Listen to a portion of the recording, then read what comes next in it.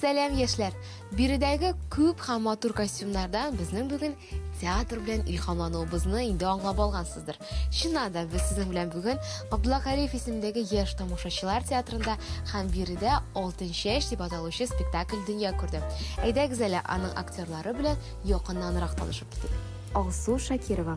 Габдулла Кариев исемендәге яшь тамашачы театры актрисасы. Тумышы белән Казан шәһәреннән. Казан дәүләт мәдәният һәм сәнгать институтын тәмамлаган.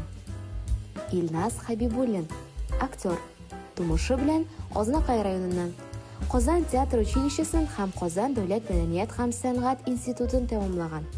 2015 елдан бирле Габдулла Кариев исемендәге яшь тамашачы театрында эшли. Сез спектакльнең куелышына азак әзерләндегезме?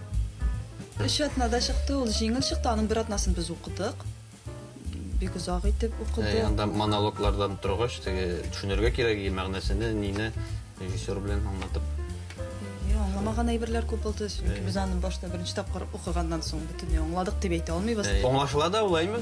Шул ук вакытта аңлашылмый да. Бөтенебезнең фикерләре төрле булды. Кемдер аңлап битерде, кемдер аңлап бетермәде. Мин мәсәлән бөтенләй аңламадым.